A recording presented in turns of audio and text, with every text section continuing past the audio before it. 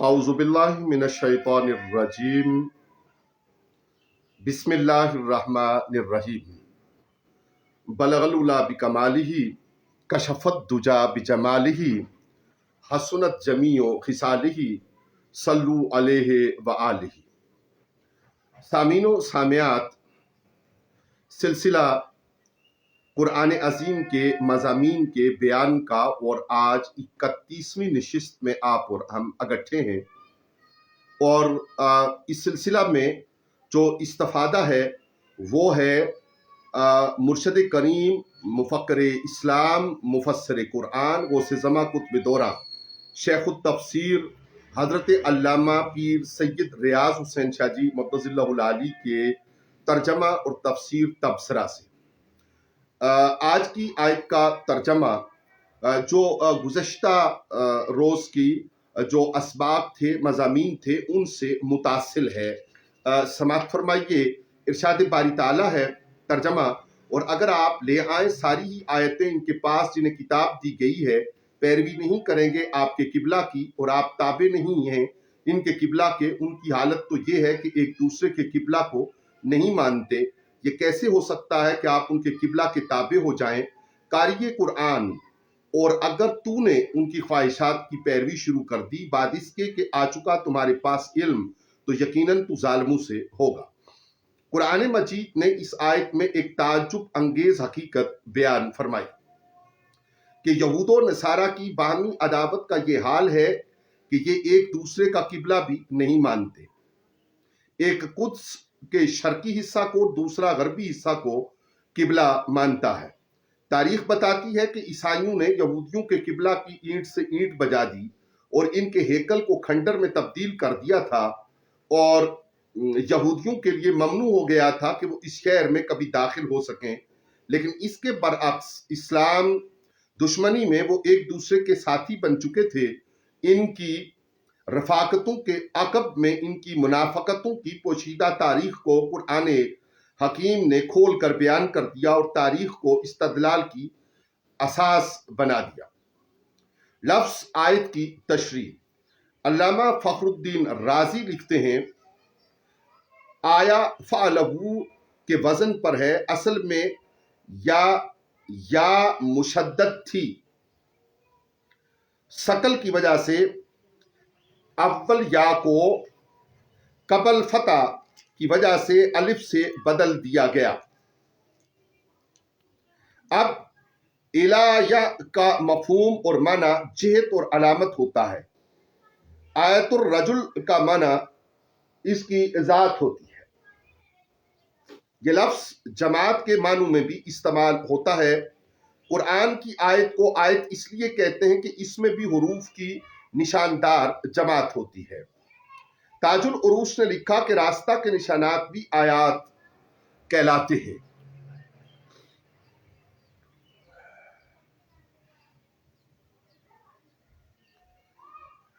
लुगातुल कुरान के मुअल्लिफ ने लिखा कि हर उस जाहिर शय को आयत कहते हैं जो किसी छुपी हुई शय को लाजमी खासा हो, और जब कोई शख्स इस जाहिरी शय का इदराक कर ले तो वो जान ले कि उसने इस पोशीदा चीज का इदराक या अंदाजा कर लिया। कुरान मजीद ने कायनात में बिखरे हुए मज़ाहिर फितरत को भी आयात से ताबीर किया है।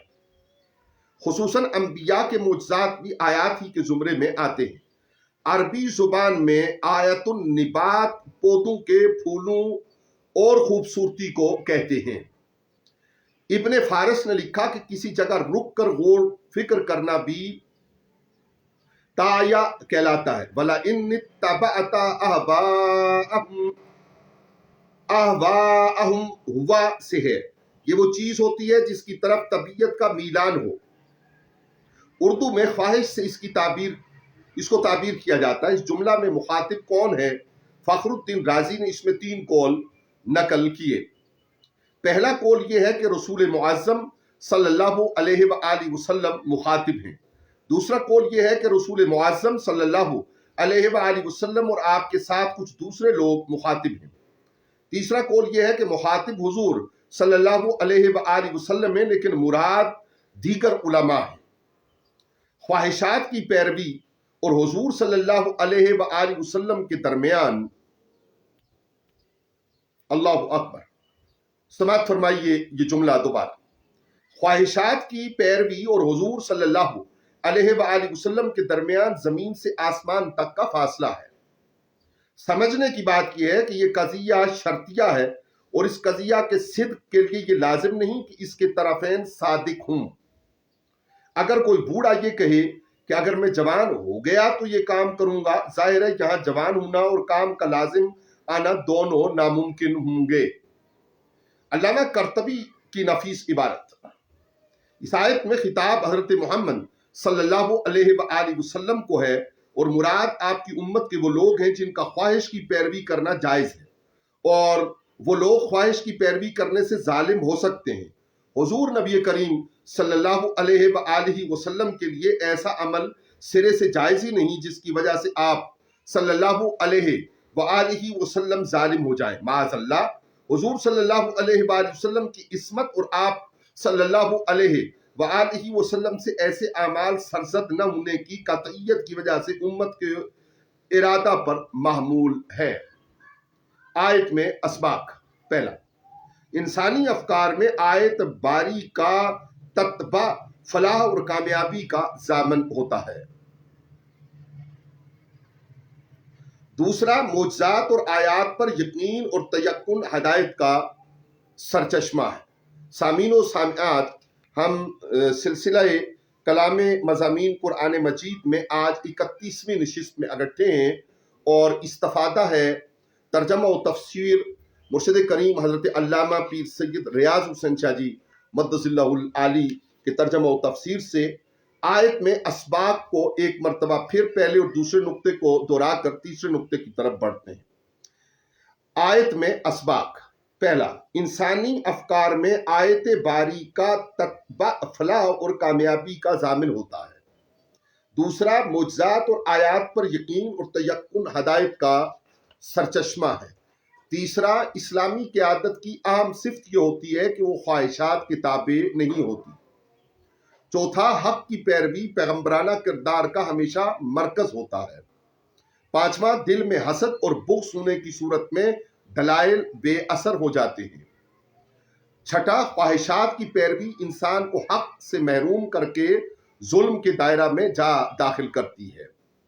ساتواں، تمام لوگوں کو اپنا احتساب کرنا چاہیے، اس لیے کہ اسلام اور قرآن میں خود احتسابی کی بڑی اہمیت ہے۔ روحانی اعتبار سے اپنے قبلہ سے وابستگی زندگی کے چمن میں فضیلتوں کے پھول پیدا کرتی ہے۔ نوواں نکتہ، دین کا مرجع طبیعت نہیں قرآن حکیم ہے، سو مراجعت قرآن کی طرف ہونی چاہیے۔ دسواں، کتاب کا حق اس سے کما حق کو استفادہ کرنا ہوتا ہے، محض وابستگی کوئی بلیغ معنی نہیں رکھتی۔ 11واں، آیت میں ایک علم کا ذکر ہے، یقین سے کہا جا سکتا ہے کہ اس سے مراد معجزات اور دلائل قرآنی ہیں۔ 12واں، علم کی فضیلت مسلمہ ہے۔ 13، علم کو ایمان آفرین اور کردار ساز ہونا چاہیے۔ 14واں، تاریخ کے علم کو استدلال میں فنی اور اساسی اہمیت حاصل ہے، یہاں یہود و نصارہ کے اختلافات کی تاریخ کو بطور دلیل بیان کیا گیا ہے۔ 15واں، ظلم بہت بری چیز ہے، اس سے بچنا چاہیے۔ اگلی آیات کی طرف بڑھنے سے پہلے ایک چیز اور عرض کر دیں کہ پچھلی 30 نشستوں کا ریکارڈ بھی آپ لائیو براڈ کاسٹ میں، اور اگلے روز جو اس وقت یہاں ڈسکرپشن میں آپ یوٹیوب چینل کا ملاحظہ فرما رہے ہیں لنک، اس میں بھی تمام مضامین موجود ہیں، استفادہ عامہ کے لیے ان کا استعمال کیا جا سکتا ہے۔ اگلی آیات کا ترجمہ سماعت فرمائیے۔ وہ لوگ جنہیں ہم نے کتاب دی ہے وہ پہچانتے ہیں انہیں جیسے کہ وہ اپنے بیٹوں کو پہچانتے ہیں، اور یقیناً ان میں ایک گروہ ہے جو حق کو چھپاتا رہے گا، اور ایسا وہ جان بوجھ کر کریں گے۔ یہ حق ہے کہ تمہارے رب کی طرف سے، لہٰذا ان میں سے نہ ہو جانا جو شک ہی کرتے رہتے ہیں، اور ہر ایک کی توجہ کے لیے ایک مرکز ہے جس کی طرف وہ رخ کرتا ہے۔ تو کیا دیر ہے نیکیوں میں، دوسروں سے آگے آگے رہو، تم کہیں بھی ہوئے تو اللہ تم سب کو اٹھا لے آئے گا، بے شک اللہ ہر چاہے پر قادر ہے۔ اور آپ جدھر سے بھی باہر نکلیں اپنا چہرہ مسجد حرام ہی کی طرف پھیرے رکھیں، اور یقیناً یہی حق ہے تمہارے رب کی طرف سے، اور اللہ تمہارے کاموں سے بے خبر نہیں۔ آیات کا ترجمہ اور تفسیر، جتنی آیات بیان ہوئی ہیں ان کے حوالے سے شاہ جی جان مدثر اللہ علیہ کا اسلوب یہ ہے کہ ایک ایک آیت کو الگ الگ سے بیان کیا جاتا ہے۔ ترجمہ سماعت فرمائیے۔ وہ لوگ جنہیں ہم نے کتاب دی ہے وہ پہچانتے ہیں انہیں جیسے کہ وہ اپنے بیٹوں کو پہچانتے ہیں، اور یقیناً ان میں ایک گروہ ہے جو حق کو چھپاتا رہے گا، اور ایسا وہ جان بوجھ کر کریں گے۔ الذین آتیناہم الکتاب، کتاب حقائق بینی کا آئینہ ہوتا ہے۔ اہل کتاب اپنی کتاب میں رسول رحمت صلی اللہ علیہ وآلہ وسلم کے تمام اوصاف جان چکے تھے۔ آپ صلی اللہ علیہ وآلہ وسلم کا اسم گرامی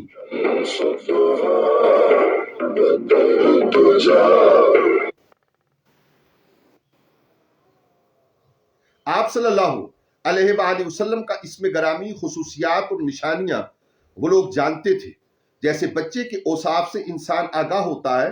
اس معاشرے کے پڑھے لکھے لوگ حضور صلی اللہ علیہ وآلہ وسلم کو پہلی نظر ہی میں پہچان لیتے تھے۔ یہ بات درست ہے کہ اولاد کی محبت صرف مشاہدہ سے تعلق نہیں رکھتی بلکہ قلبی اور روحی محبت کی عکاس ہوتی ہے۔ یہ لوگ بھی حضور صلی اللہ علیہ وآلہ وسلم کو نفسیاتی، تاریخی اور قلبی میلانات سے پہچانتے تھے، لیکن حسد اور بغض نے ان کی آنکھوں میں مٹی ڈال دی تھی۔ ان کے لیے انصاف کرنا جاہلی تعصبات کی بنا پر مشکل ہو گیا تھا، وگرنہ ان کی کتابیں حضور صلی اللہ علیہ وآلہ وسلم کے ذکر سے بری ہوئی تھیں۔ ایک مرتبہ حضرت عمر رضی اللہ عنہ نے حضرت عبداللہ بن سلام رضی اللہ عنہ سے پوچھا، کیا تم حضرت محمد صلی اللہ علیہ وآلہ وسلم کو ایسے ہی جانتے ہو جیسے تم اپنی اولاد کو پہچانتے ہو؟ اللہ اکبر۔ عبداللہ بن سلام رضی اللہ عنہ کہنے لگے، بلکہ اس سے زیادہ، اس لیے کہ آسمانوں کا امین زمین کے امین پر نازل ہوا، یعنی جبرائیل علیہ السلام حضرت عیسیٰ علیہ السلام کے پاس آئے اور حضرت محمد صلی اللہ علیہ وآلہ وسلم کی نعتیں بیان کی، جو سب کی سب آپ صلی اللہ علیہ وآلہ وسلم میں موجود ہیں۔ ہمیں کیا ہے کہ ہم اپنے نبی کو نہ پہچانیں؟ اپنی اولادوں میں شک ہو سکتا ہے، لیکن حضور صلی اللہ علیہ وآلہ وسلم کے نبی برحق ہونے میں شک نہیں ہو سکتا۔ حضرت ابن عباس رضی اللہ تعالی عنہما نے حضرت کعب احبار سے پوچھا کہ تورات میں حضرت محمد صلی اللہ علیہ وآلہ وسلم کے اوصاف کس طرح بیان ہوئے ہیں؟ وہ فرمانے لگے، ہم نے تورات میں لکھا پایا ہے۔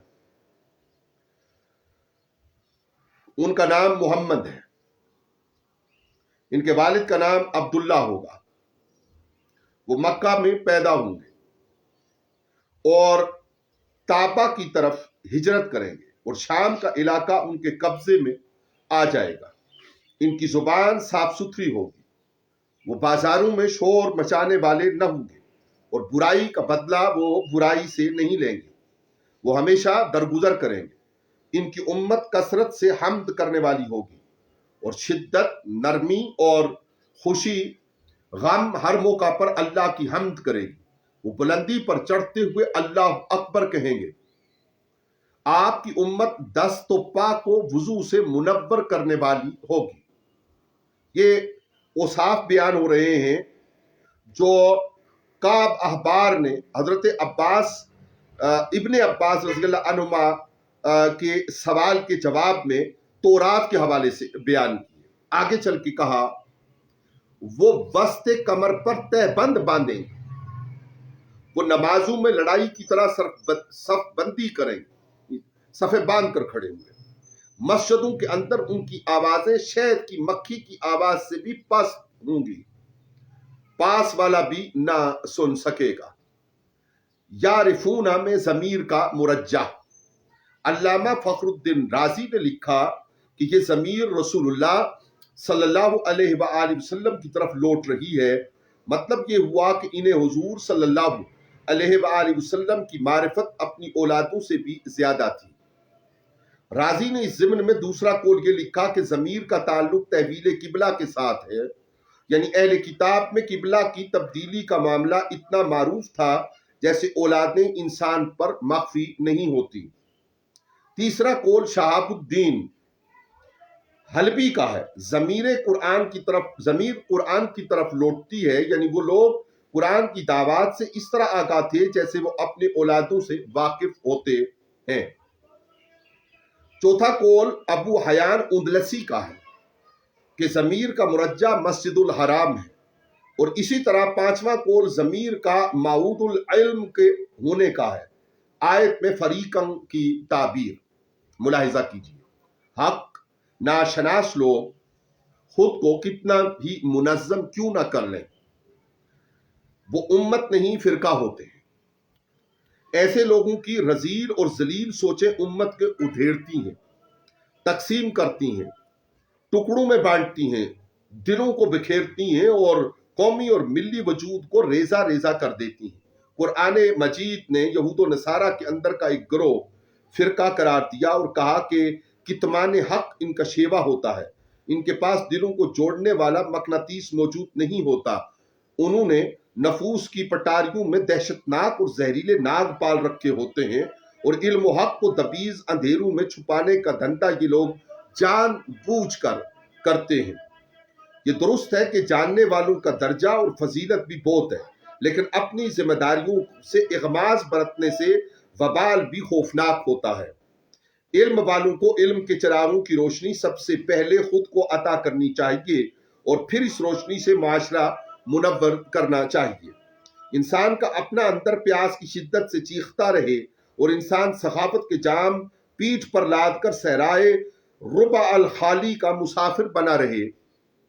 مچھلیوں کے سر بندروں کے دھڑوں سے جوڑ کر پریاں محور رقص کرنا فریب نظر کے سوا کچھ نہیں ہوتا۔ جملہ دوبارہ سماعت فرمائیے کہ انسان سخاوت کے جام پیٹھ پر لاد کر صحرائے ربع الخالی کا مسافر بنا رہے، مچھلیوں کے سر بندروں کے دھڑوں سے جوڑ کر پریاں محو رقص کرنا فریب نظر کے سوا کچھ نہیں ہوتا۔ اور یہ رویہ ہے نبی علیہ السلام کے پہچاننے کے باوجود اس فریق کا جس کا تذکرہ آیات میں اور تبصرہ میں شاہ جی جان رقم تراز ہے۔ آپ نے فرمایا تعبیر آیت میں علمی افادات۔ آیت میں 5 قسم کی معرفتیں ہیں جنہیں حاصل کرنے کی تگ و دو ہونی چاہیے۔ پہلی خدا شناسی، دوسری رسول شناسی، تیسری اولاد شناسی، چوتھا خود شناسی اور پانچواں کتاب شناسی۔ راغب اصفہانی فرماتے ہیں ان میں سب سے آسان اولاد شناسی ہے۔ ماں باپ کے پیدا ہوتے ہی اسے پہچان لیتے ہیں، لیکن باقی چاروں کی معرفتیں رسول شناسی کی محتاج رہتی ہیں۔ نمبر 2، علامہ افندی لکھتے ہیں کہ انسان کے 3 مرتبے ہیں۔ پہلا مرتبہ التقلید، یہ مرتبہ عوام کا ہے۔ دوسرا مرتبہ التحقیق والایقان، یہ مجتہدین کو حاصل ہوتا ہے جیسے ائمہ اربعہ ہیں۔ تیسرا مرتبہ المشاہدہ، یہ مجتہدین کو تیسرا مرتبہ المشاہدہ یہ کاملین کا مرتبہ ہے۔ یہ رتبہ میدان کے شاہ سواروں کی صحبت میں رہنے سے حاصل ہوتا ہے۔ ان کی بہترین مثال ائمہ اہل بیت ہیں۔ نمبر 3، کتاب دانی کا اثر فکر سازی اور عمل آفرینی پر مرتب ہونا چاہیے۔ چوتھا فرقہ بازی بری چیز ہے۔ پانچواں کتمان حق جرم ہے اور حق شناسی اطمینان کا سرچشمہ ہے۔ چھٹا مردم شناسی مذہب کی تربیت کی پہلی عطا ہوتی ہے۔ ساتواں عرفان حق میں تنقید نہیں ہوتی، حق کی تبلیغ ہوتی ہے۔ الحق من ربک فلا تکونن من الممترین، یہ حق ہے تمہارے رب کی طرف سے لہٰذا ان میں سے نہ ہو جانا جو شک ہی کرتے رہتے ہیں۔ آیت میں 3 تفہیمات ہیں۔ پہلی ہم بحث کرتے ہیں کہ ممترین کا معنی کیا ہے۔ یہ لفظ امترا سے ماخوذ ہے۔ علامہ قرطبی نے اپنی تفسیر میں لکھا کہ یہ مادہ جہاں بھی استعمال ہو شک کرنے کا معنی اس میں ضرور پایا جاتا ہے۔ تاج العروس نے لکھا کہ امترا کا معنی جھگڑنا ہوتا ہے، اس لیے کہ ہر فریق ایک دوسرے سے شاکی ہوتا ہے۔ ابن جریر طبری نے کہا یہ لفظ کبھی یقین اور شک کی درمیانی کیفیت کے لیے استعمال ہوتا ہے، لیکن زیادہ تر یہ شک ہی کے معنوں میں استعمال ہوتا ہے۔ یاد رہے کہ ابن عطیہ نے ابن جریر کا تعاقب کیا اور وہ لکھا کہ یہ لفظ ہر جگہ شک کے معنوں میں نہیں آتا۔ عربی ادب میں ممترین سے مراد وہ لوگ بھی لیے گئے ہیں جو اپنے پیروں کے ساتھ گھوڑوں کو تیز چلاتے ہیں۔ وہ لوگ جو اپنے پیروں کے ساتھ گھوڑوں کو تیز چلاتے ہیں انہیں بھی ممترین کہا گیا ہے عربی ادب میں۔ مرین اونٹنی کی کھیری کو اس غرض سے مس کرنا ہوتا ہے کہ وہ دودھ تھنوں میں اتار دے۔ مریا ضمہ اور کسرہ دونوں کے ساتھ مستعمل ہے۔ دوسری بحث الحق کے اعراب کے ساتھ تعلق رکھتی ہے۔ علامہ شہاب الدین سمین جلی اپنی شرح آفاق تفسیر در المصون میں لکھتے ہیں الحق کو پر اعراب کی 3 وجوہ ہیں۔ پہلی یہ کہ یہ مبتدا ہے اور بعد والا جار مجرور اس کی خبر ہے۔ اس صورت میں الف لام 2 حالتوں سے خالی نہ ہوگا۔ پہلی یہ کہ یہ عہدی ہے، اشارہ اس طرف ہوگا کہ حق وہی ہے جس پر رسول معظم ہیں، یا پھر حق سے مراد وہ ہے جو یکتمون الحق میں ہے جسے یہودی چھپاتے تھے، اور صفات محمدیہ ہیں۔ دونوں قبلوں کی طرف نماز پڑھنا بھی آپ ہی کی نعت تھی۔ اعراب کی دوسری صورت یہ ہوگی کہ یہ خبر ہے جس کا مبتدا محذوف ہے، اور وہ ہے هو الحق من ربک، وہی حق ہے تیرے رب کی جانب سے۔ دریں صورت ضمیر کا مرجع الحق المختوم ہوگا۔ تیسری صورت یہ ہے کہ یہ مبتدا ہے جس کی خبر محذوف ہے، اور مقدر عبارت یہ ہوگی الحق من ربک یعرفون۔ حضرت علی المرتضیٰ الحق کو منصوب بھی پڑھتے تھے، اس کی ایک وجہ الحق المختوم سے اس کا بدل واقع ہونا ہے۔ زمخشری نے یہی کہا۔ دوسری وجہ فلا تکونن کی وجہ سے ازمار ہونے کی بنا پر منصوب ہوگا، اور تیسری وجہ یعلمون کی وجہ سے منصوب ہونا ہے۔ معنی یہ ہوگا وہ حق جانتے ہیں جو تیرے رب کی طرف سے ہونے والا ہے۔ تیسری بحث ان تربیتی اسباب کے ساتھ تعلق رکھتی ہے جو اس آیت میں مضمر ہے۔ پہلی، حق وہی ہوتا ہے جو پروردگار کی طرف سے ہوتا ہے یا پھر اسے رب کی رضا اور تائید حاصل ہوتی ہے۔ دوسرا، انسان کے لیے ضروری ہے کہ وہ اقدار حقہ کی تلاش میں وحی کے نظام کی پیروی کرے۔ تیسرا، پرورش اور تربیت دونوں کے لیے نظام وہی درست ہے جس میں پیغام ربوبیت شامل ہو۔ چوتھا، من آیات میں ہر جگہ بازیہ نہیں ہوتا، بعض مقامات پر تشریفیہ بھی ہوتا ہے۔ اگر یہی من کو ہر 2 معنوں میں لیا جائے تو کہا جا سکتا ہے شرف و منزلت اور قدر و افتخار اسی کے لیے ہے جو رب کی طرف سے ہو۔ پانچواں، آیت سختی سے منع کرتی ہے کہ ممترین میں سے نہیں ہونا چاہیے۔ مفسرین نے لکھا کہ خطاب اگرچہ حضور صلی اللہ علیہ وآلہ وسلم سے ہے لیکن مراد امت کے لوگ ہیں۔ نصیحت یہ ہے کہ قرآنی احکام کو یقین اور محکم اعتقاد سے اٹھانا چاہیے، اس میں تردد بہتر نہیں ہوتا۔ چھٹا، نفسیاتی اعتبار سے اس شخص کے لیے زندگی وبال ہوتی ہے جو ہر چیز میں عیب تلاش کرتا ہو۔ متردد رہنا ایک کمزوری ہے، اس کی موجودگی میں انسان ترقی کے چمن سے گلچینی نہیں کر سکتا۔ ساتواں، یقینیات سے محرومی انسان کو زندگی میں بے روح ممی شدہ لاش بنا دیتا ہے۔ آٹھواں، قرآن مجید کا یہ اسلوب کہ یہود و نصارہ کی منفی زندگی پر تعاقب کرتے ہوئے فوراً روئے سخن مسلمانوں کی طرف پھیر دیا گیا ہے، یہ احسن اسلوب پر نوازش ہے۔ آٹھواں، قرآن مجید سے سمجھایا کہ بحث و جدال کسی مسئلے کا حل نہیں، حق کا تتبع صراط مستقیم کا روشن نشان ہے۔ 10، انسان کو اندھا گونگا اور بہرا بن کر زندگی بسر نہیں کرنی چاہیے، حق جدھر بھی ہو تسلیم کرنے کی جرت کرنی چاہیے۔ अली माल हक और अल हक माल अली की तरकीब ज़न्नी तो नहीं, हुजूर सल्लल्लाहु अलैहि वालैहि वसल्लम की नवाजिश है। 11 कहा जा सकता है कि हक कहते ही उसको है जो तरद्दुद से बाला हो, लोगों की बेखबरी कोई माना नहीं रखती। 12 अगर आपकी जिंदगी की खीरी में दूध है तो लोग तजर्बों के थन आपके साथ जोड़ ही लेंगे, खुद को मनफियत आफरी बनाए। हुजूर सल्लल्लाहु अलैहि वसल्लम ने इरशाद फरमाया, लोगों से में से अच्छा वही है जो लोगों को नफा पहुंचाए। 13 अल हक में काल से निकाल कर हाल में दाखिल कर दिया गया है कि नमाज में सिर्फ काबा की तरफ घूमना ही काफी नहीं, बारगाह समतियत में प्यार की कैफियत के साथ इस्तगराक और यकसुई भी जरूरी है। 14 आयत में अल हक को और अमतर दोनों को आमने सामने रखकर बयान किया गया है। फैसले करते हुए मुस्बत और मनफी दोनों पहलू जेर नजर रखने चाहिए। 15 आयत की ताबीर में बहरहाल ये सबक मौजूद है कि मुबारक वही है जो अल्लाह के हुक्म का पाबंद है।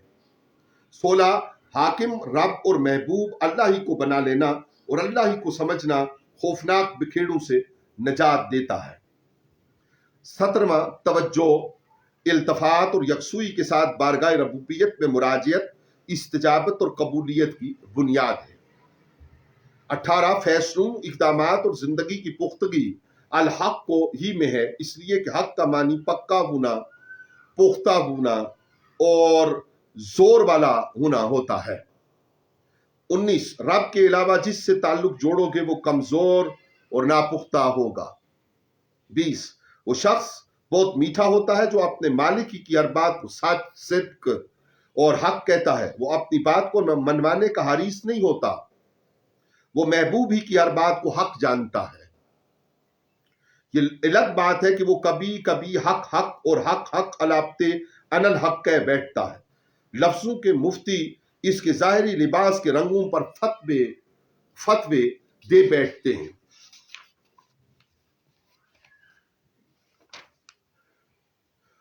मजेदार बात नहीं, उफ्ता का फैज बांटने वालों को कोई जानता तक नहीं, लेकिन अनल हक कहने वाले अभी तक आशिकाना ख्यालात के मुतलातिम समंदर में सिद्क की तलाश में कह रहे हैं। हक का कोई एक माना थोड़ा है, महबूब के लौंग का लश्कारा हो या आंखों की अदाएं, वो हक ही तो होती हैं। अल हक हक वला कान मर, काश कोई समझ सकता, डबोया मुझको होने ने। तर्जमा, और हर एक की तवज्जो के लिए एक मरकज है जिसकी तरफ वो रुख करता है, तो क्या देर है, नेकियों में दूसरों से आगे आगे रहो, तुम कहीं भी हो अल्लाह तुम सबको उठा ले आएगा, बेशक अल्लाह हर चीज पर कादिर है। इस आयत में जिंदगी की असल कीमत बताई जा रही। गुफ्तगू, बहस और इख्तलाफात की हर किताब बंद करके मुसलमानों में नेकियों का इश्क और शौक पैदा किया जा रहा है। अमूद आयत तक रसाई के लिए कुरान मजीद के बयान काते पर कुरान मजीद की रूहानी मकनातीसियत ने दिलों को अपनी तरफ खींच लिया है और फेम व ज़का के मलकूती फूल तालिबीन की झोली में डालते हुए समझाया जा रहा है कि हर फिरके ने अपना ही एक किबला बना लिया है। यहूदी अलग एक सिमत से चिमटे हुए हैं, ईसाई अपने ही मनजात शौक से एक जेत परस्ती के जुनून का शिकार बने हुए। मुसलमानों, तुम्हारे लिए समझ के लायक नुक्ता यह है कि तुम जिहाद और सिमतों के हसार में कैदी नहीं हो, तुम्हारी गुलामी की हर रस्सी को काट दिया गया है। तुम्हें जहां कयामत के दिन जमा किया जा रहा है, वहां सिमतें जेतें, रंग नखरे और दावे भड़के नहीं देखी जाएंगी, वहां नेकियों पर नजर की जाएगी, इन्हें तोला जाएगा और इन्हें परखा जाएगा। समझने वाली बात यह है कि किसी का किबला दुरुस्त भी हो तो उसके मखज़न रूहानी में खैरात और नेकियां न हो तो वो मजलूम बेचारा बेहंगामा मैशर क्या करेगा। असल जिंदगी की कीमत तो शौक व रफ्तगी और इश्क से नेकियों की तरफ दूसरों से आगे निकलने की है, और नेकी का ताल्लुक अल्लाह के अमर से होता है। वो जो कहता जाए वो करते जाओ। दीन दोस्तों और तारीख की पूजा का नाम नहीं, दीन तो अल्लाह के सामने हर एतबार से झुकने का नाम है। शेख इसम का कौल है कि लिकुल्लिन में तमाम लोग शामिल हैं, मुसलमान, यहूद, नसारा और मुश्रिकीन। दूसरा कौल ताबीन का है कि इसमें मुशरिकीन शामिल नहीं, यहूद व नसारा और मुसलमान शामिल हैं। राजी ने तीसरा कौल मुसलमानों के बारे में नकल किया कि यहाँ सिर्फ मुसलमान मुराद है, कि वो जिस सिमत भी नमाज अदा करें मकसूद इबादत पूरा हो सकता है। चौथा कौल ये है कि हर एक से रूहानी मखलूक मुराद है। मुरसलीन, असहाबे शरीयत और रूहानियों का किबला इस तरह है। मुकर्रबीन का अर्श, अहले मोहब्बत का किबला कुर्सी, फरिश्तों का बैतुल मामूर, साबिकीन का कुद्स और हुजूर सल्लल्लाहु अलैहि वसल्लम का काबा है। विजहतुन फिर पर भी मुफस्सरीन ने चंद अकवाल नकल किए हैं। फखरुद्दीन राजी ने लिखा कि विजहतुन और विजहा दोनों एक ही है। वो सिमत या वो चीज जिस तरफ चेहरा मोड़ा जाए विजहतुन है। फरा ने मानी अल कुरान में लिखा कि अरबों के मकूला के मुताबिक आयत में विजहतुन लाया गया। वो कहते हैं ये काम ऐसा है जिसकी कोई वजह ही नहीं, शायद इसमें मकसूद और सबब होने की तरफ इशारा है। ज़ज्जाज का कहना यह था कि विजहतुन का मानी वज़ा है, किसी काम को करने का तरीका और उसलूब वज़ा कहलाता है। तफसीर के सयाको सब्बाक को देखा जाए तो राजी की बात फहम से ज्यादा करीब है। होवा मुवालीहा में मुफस्सरीन ने लिखा कि हकीकत तक पहुंचाने वाला अल्लाह ही है। यहाँ अल्लाह की इसी तौलियत की तरफ इशारा है, यानी अल्लाह की तरफ से तौलियत काबा ही को हासिल है। वो लोग जो इसके सिवा और सिमतों की तरफ फिर रहे, इनकी तौलियत रहमानी नहीं शैतानी है। मंशूर आयत करीमा का मंशूर नेकियों की तरफ इस्तबाक है, तमन्नाओं, अकीदों और आरजुओं को तहरीक अमल की मरकज की तरफ खींचना है। कुरान मजीद ने नेकियों को मुतलक रखा ताकि नफ्सियाती एतबार से शौक की बारात हर नेकी की तरफ कशा कशा और खरामा खरामा बढ़े। लेकिन वो मुफस्सरीन भी गलत नहीं जिन्होंने नेकियों की और खैरात को काबा की तारीख के साथ जोड़ दिया है और काबा को किबला बनाने के बाद इसकी जियारत के शौक को मकसूद बनाया जा रहा है ताकि दुनिया भर से आशिकों के काफिले इस घर की जियारत के लिए सफर करते रहें। लोगों के दिलों में ये जज्बा तड़पता रहे कि मैं वो पत्थर देखूं जिस पर इब्राहिम अलैहिस्सलाम का नक्श पा है, मैं इस महबूब नजरदार के चेहरे पर बोसा ले लूं जिसे हुजूर सल्लल्लाहु अलैहि वसल्लम ने अल्लाह के दाने हाथ से तशबीह दी है। मैं उस जगह तवाफ, इतकाफ और रुकू और सुजूद का लुत्फ लूटूं जहां अंबिया, मुरसलून और लाखों सुलहा काफिले इश्क में दस्त बर जिगर चले हैं और मैं शहर नूर के कुदसी नजर पर बुतों को देखूं।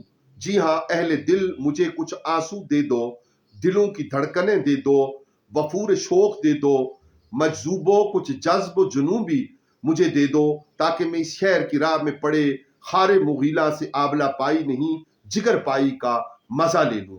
ये शहर कसम से जन्नत की क्यारी इसलिए है कि मेरे आका की वलादत भी तो उधर ही हुई। आओ मक्का और मदीना की राहों और निस्बतें तलाश करते हैं, इन ऐसी नेकियां और क्या होंगी, अल्लाह नसीब जगा दे।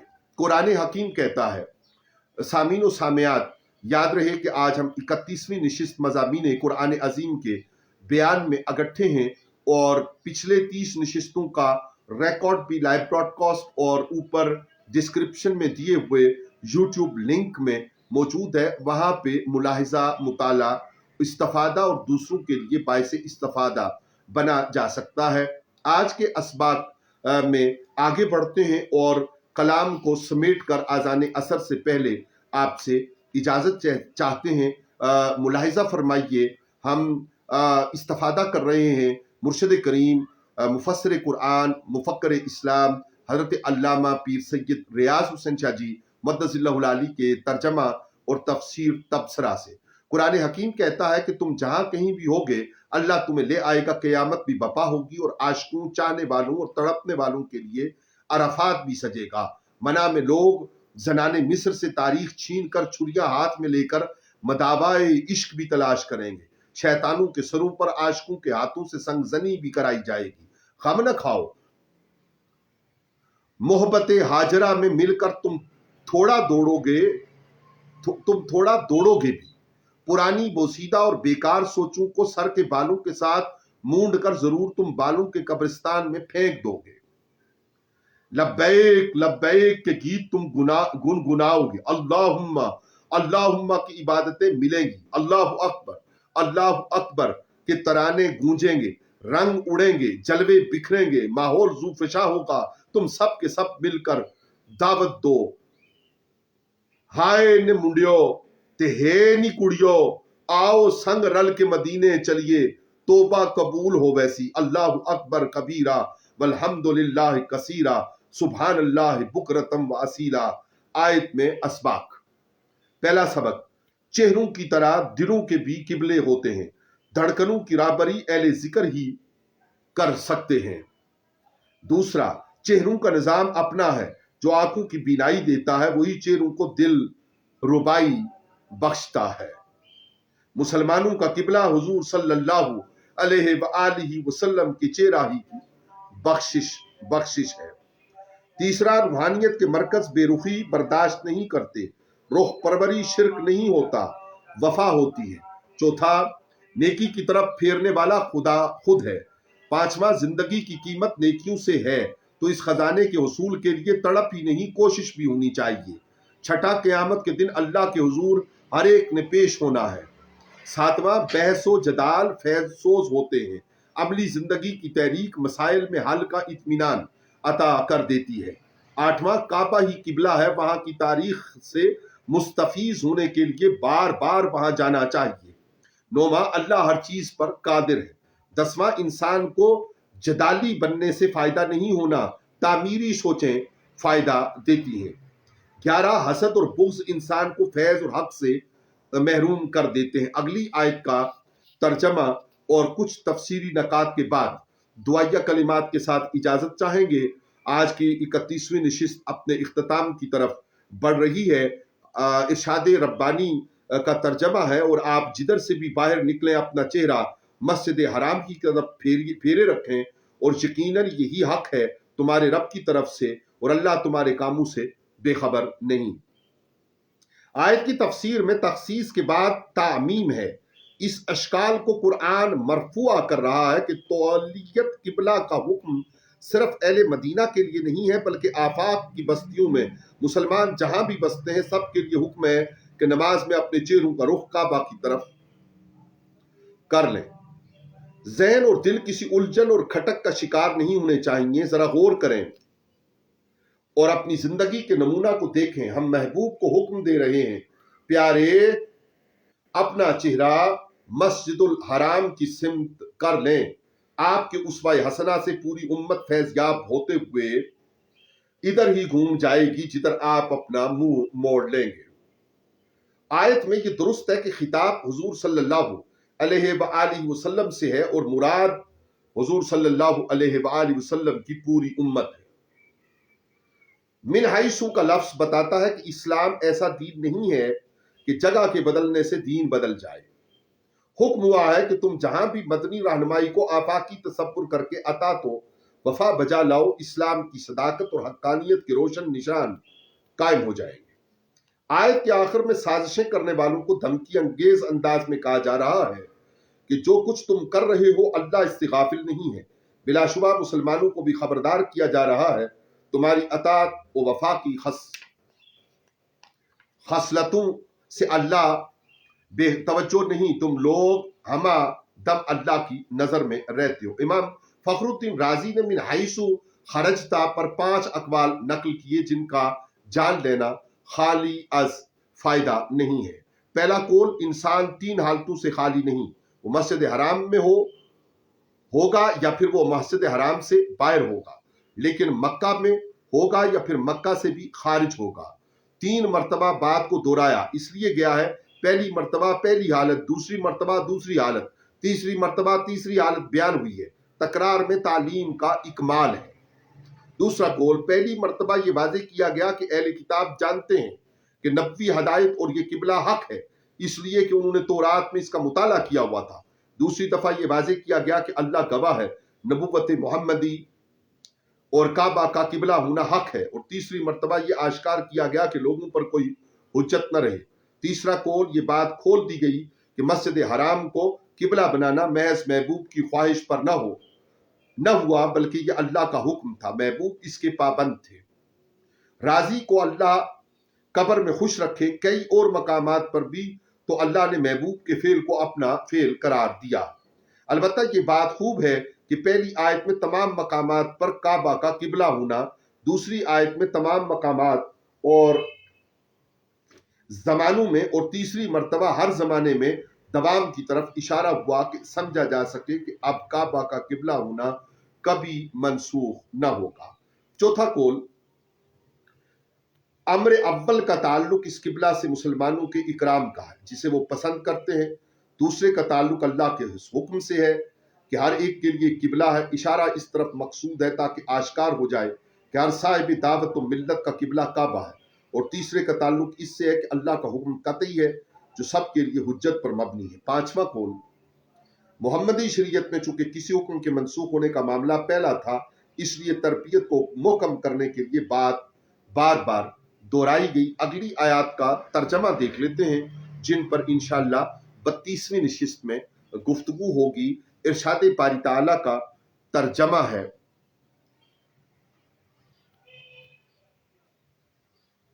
नहीं कोई बात नहीं, लोगों के सुनने ना सुनने से फर्क नहीं पड़ता। जितने लोग सुन रहे हैं, आप सुन रहे हैं, तो आपका सुनना भी हमारे लिए काफी वाफी और शाफी है। रोजा बड़ा अच्छा गुजर रहा है और कुरान अजीम से ताल्लुक की बुनियाद पर और ज्यादा अच्छा गुजर रहा है। रजा अब्बासी साहब, सारे दोस्तों को खुशामदीद कहते हुए आपकी बात का नकद सामीन की तादाद का कम या ज्यादा होना माने नहीं रखता। आप शेयर करेंगे, इंशाल्लाह ज्यादा लोग उससे इस्तेफादा करेंगे। अगली आयत का तर्जमा और इजाजत, और जहां से भी आप मस्जिद हराम से निकलें तो कर लें अपना चेहरा मस्जिद हराम की जानिब, और तुम सब भी जहां हो फेर लो अपने चेहरे को उसी की तरफ, ताकि लोग तुम पर खामुखा इतराज न करें, सवाए उनके जो अंधेरों में गिर गए हों। उनसे तो तुम डरो ही ना, और मुझ ही से डरते रहो, ताकि मैं तुम पर अपनी नेमत पूरी कर दूं और तुम भी राय हदायत पर साबित कदम रहो। जैसा कि तुम पर इनाम किया कि भेजा हमने तुम ही में से एक अजीम रसूल, पढ़ पढ़ सुनाता तुम्हें हमारी आयतें और पाक करता है तुम्हें और तालीम देता है तुम्हें किताब की और हिकमत की, और सिखाता है तुम्हें वो बातें जिन्हें तुम जानते तक न थे। तो खूब जिक्र करो मेरा, मैं भी तुम्हें याद में रखूंगा, और शुक्र अदा किया करो मेरा और कभी कुफ्र न करना।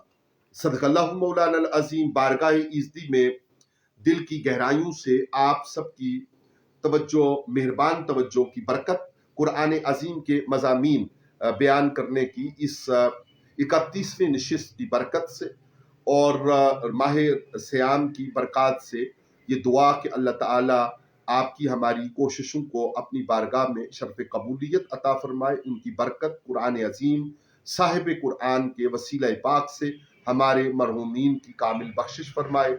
हमारे बीमारों को शिफाए कामिला आजिला मुस्तमरा नसीब फरमाए, और हम सब की पूरी उम्मत की यहाँ इस मजलिस में मौजूद और आप सब के घरों में और पूरी उम्मत के लिए उनकी आरजुओं की तकमील के लिए असबाब का रास्ता आसान फरमाए। इंशाअल्लाह बात रहती है। वस्सलामु अलैकुम वरहमतुल्लाहि वबरकातुहू। अमजद अरबाब अब्बासी, कन्वीनर मिलादुन नूर काउंसिल कौसा।